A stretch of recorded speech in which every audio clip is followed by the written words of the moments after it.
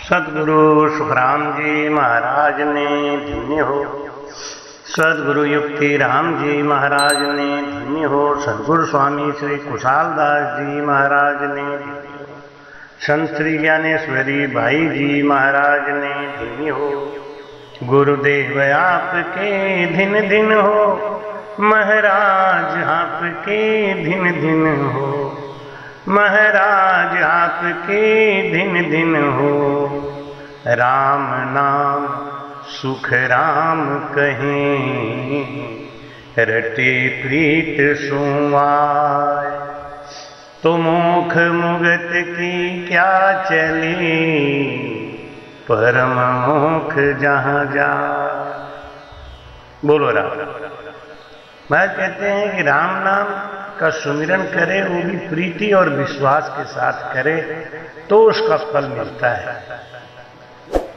राम नाम में प्रेम है लेकिन प्रीति नहीं है तो कार्य नहीं बनता। आश है और विश्वास नहीं है तो कार्य नहीं बनता। हम आश तो लगाए हैं, विश्वास करते ही। हम आश बहुत बड़ी बड़ी लगाए, मेरा मोक्ष हो जाए, मेरा कल्याण हो जाए, लेकिन विश्वास इतना भी नहीं है कि हम राम भजन करते हैं तो हमारा पेट राम जी जरूर भरेंगे। इतना अंतर है आश और विश्वास। तो महाराज कहते हैं कार्य क्यों नहीं बनता, क्योंकि हमको प्रतीक नहीं है। नाम की प्रतीक रानी चुड़ेला शिखर ध्वज, पत्नी प्रमोद पति आपनो उधारी। रानी चुड़ेला राजा सुभग शिखर ध्वज की पत्नी गुरुमुखी थी और प्रेम और प्रीति से भजन में लगी रहती। लेकिन राजा शिखर ध्वज वो भागवत सुनता, रामायण सुनता, और वो भी ब्राह्मणों को बिठा के, ज्ञानियों को बिठा के पाठ करवाता, अहंकार का प्रदर्शन करता और राजकाज में लिप्त रहता। राजा के अंदर जितने अवगुण होते थे शिखर ध्वज के अंदर सारे अवगुण थे। उसको पंडित जी ने बहका दिया कि कथा सुनने से हृदय निर्मल हो जाता है। तुम कथा सुनते रहोगे तो हृदय निर्मल हो जाएगा और तुम मोक्ष को चले जाओगे।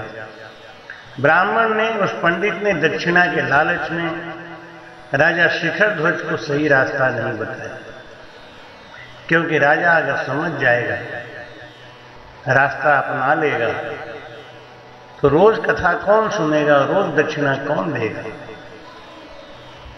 हमने अक्सर लोगों को देखा है कि अपने स्वार्थ के खातिर दूसरों का फायदा नहीं होने देते, क्योंकि अगर इनका फायदा हो गया तो ये हमारे घर का रास्ता भूल जाएंगे, इसलिए इन्हें उलझा के रखो।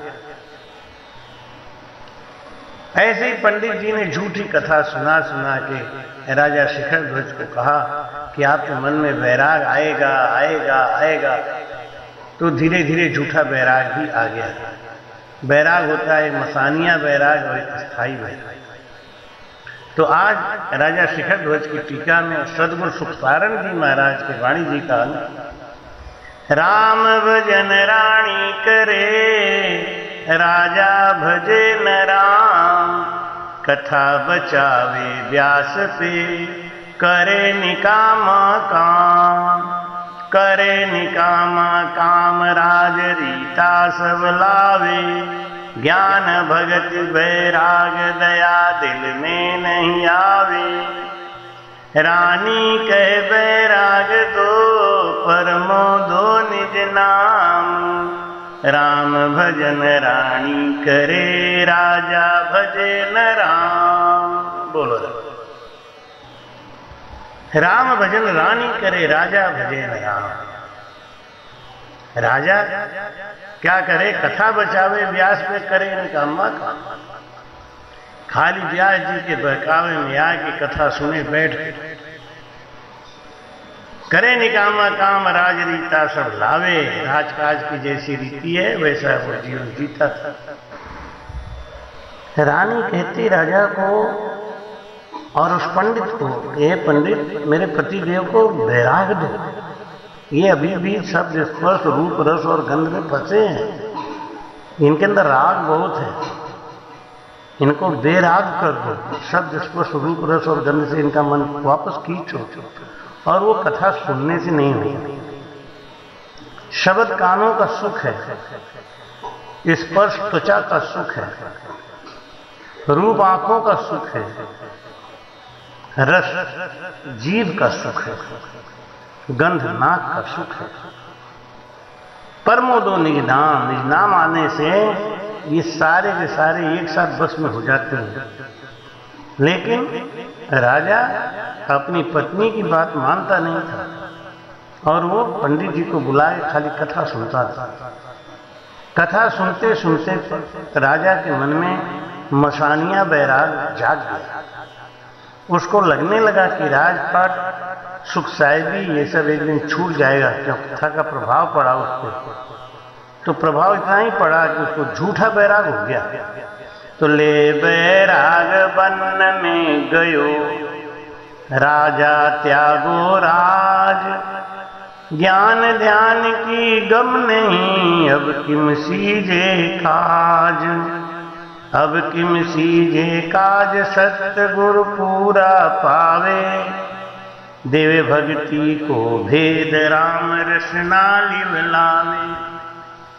बन बस्तियों को गिने करही संत समाज, ले बैराग बन में गयो, राजा त्याग्यो राज। बोलो राज। उस मसानिया बैराग को लेकर, मसानिया बैराग के कारण राजा राजपाट घर परिवार रानी को छोड़ के जंगल में जाने लगा। रानी ने कहा कि ये बैराग आपका क्षणिक भावुकता बस, क्योंकि वन में जाने की जरूरत है ही नहीं। गृह क्या त्याग कहाँ घर बन है, फिर भार नहीं कोई रे।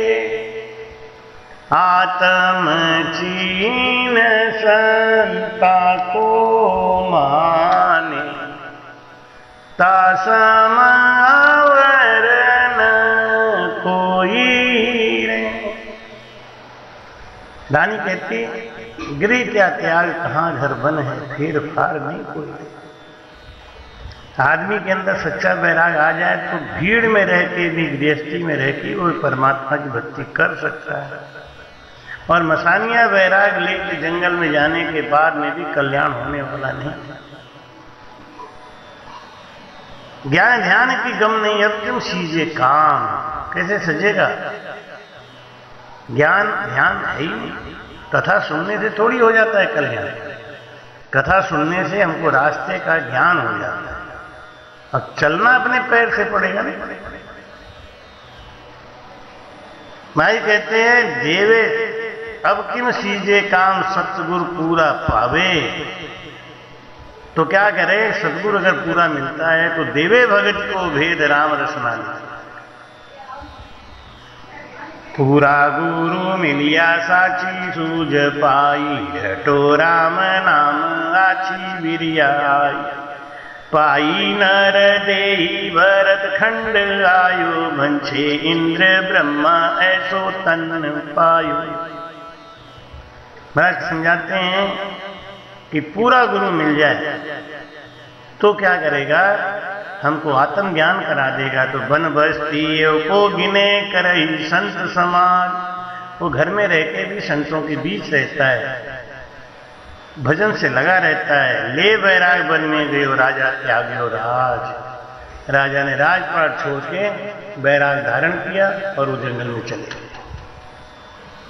रानी बूझे व्यास को मंत्र देव द्विजराज। रानी ने व्यास जी से कहा कि कथा सुनाकर आपने क्षणिक बैराग को पैदा कर दिया, राजा को जंगल में भेज दिया, उन्हें निज नाम और सुमिरन का साधन बताया नहीं। तो आप सोचो कि वहां क्या कर रहे होंगे जंगल में बैठ के। इसलिए आप मुझे आज्ञा दो, मुझे भेज दो कि दे पलट पंछी वणु करूं मुनि को साज, मेरा रूप परिवर्तन कर दो, मंत्र दो, मुझे कोई ज्ञान दो। करूं मुनि को साज ऋषि कुंभक को तन कीनो, कुंभक ऋषि का रूप बना के धर सतगुरु को रूप भेद भक्ति को दीनो। राजा शिखर ध्वज के पास जाके बोले कि बेटा तुम वन में क्यों आए? शिखर ध्वज कहने लगे हमको बैराग हो गया, मैं समझ गया राजपाट सुख साहिबी सब एक दिन छोड़ के जाना है। क्या बेटा उस सुख में ही भगवान का नाम ले लेते तो क्या बुरा होता? कि नहीं नहीं, घर में रह के कोई भी बैरागी नहीं हो सकता। कुंभक ऋषि का रूप धारण किए हुए उनकी पत्नी ने कहा कि वशिष्ठ मुनि ने तो घर में ही भजन किया, तुलाधार ने तो घर में ही भजन किया, ये लोग कब जंगल को गए? मीराबाई ने घर में ही भजन किया, वे लोग कब जंगल को गए? जितने बड़े महान संत हुए हैं वो सब घर में ही रहे, गृहस्थी में ही रहे। कबीर साहब गृहस्थी में ही रहे, कब इन्होंने घर परिवार छोड़ दिया? माई कहते हैं ऐसा नहीं है, मंदिर में भी भगवान होते हैं। ये बात हर राम से नहीं कहता है, क्योंकि बिना परमात्मा के एक कण भी चेतन नहीं हो सकता, रह नहीं सकता, उसका अस्तित्व नहीं है। तो जहां जहां एक एक कण एक एक अणु में भी परमात्मा का जब वास है तो मंदिर में क्यों नहीं होगा? राम से नहीं कहते हैं मंदिर में भी भगवान होते हैं, लेकिन ये संसारिक कहते हैं मंदिर में ही भगवान होते हैं। बस ये झगड़ा है, भी और ही। कुंभक ऋषि का रूप बना के आने वाली उनकी पत्नी ने कहा कि हे राजन, जितने भी महान संत हुए उनको वन में जाने की जरूरत नहीं पड़ी, मंदिर में जाने की जरूरत नहीं पड़ी, वो घर में ही भगवान का ध्यान किया। राजा कुरकुट के घर गंगा, काशी, गोदावरी तीनों तीर्थ आके राजा कुरकुट की सेवा करती। पुंडरीक ऋषि को प्रमाण दिया कि ऋषि तुम वन वन भटक रहे हो, लेकिन राजा घर में ही बैठ के भजन कर रहा है और इसकी सेवा हम सब करते हैं। तो रानी बूझे व्यास को मंत्र देवे दुजराज, देह पलट पंछी उड़ो करो मुनि को साज, करो मुनि को साज ऋषि कुंभक को तन कीनो, धर सतगुरु को रूप भेद भक्ति को दीनो। राजा शिखर ध्वज जो सवेरे से भूखा वन में बैठा था, क्षुधा परेशान कर रही थी, लेकिन मसानिया वैराग जिद पकड़े बैठा था। जब कुंभक ऋषि ने उनको ज्ञान दिया कि राम जी को पाने के लिए, परमात्मा को पाने के लिए घर परिवार में जाने छोड़ के जाने की जरूरत नहीं है, जंगल में जाने की जरूरत नहीं है। गृह में रहे सांच नर बोले, भजन रात दिन होई रे, आत्म चीन संता को माने ता संभौर न कोई। जो दिन रात संतों को गालियां देता है, जो संतों से नफरत करता है, उसको भूत योनि मिलती है, प्रेत योनि मिलती है, वो कभी भी अच्छी योनि में नहीं जाता। आत्म चीन संता को माने। भाई कहते हैं कि राम राम मुख कहने लागा, संता सुप्रीत न कोई, जब लगरु लियो पच पच था क्यों माई, उदय नहीं होई वो संता, प्रीत न छुपे छुपाई, मूंगी वस्तु को सूंगी, जाने हान लफो नहीं भाई रे, संता प्रीत न छिपे छिपाई।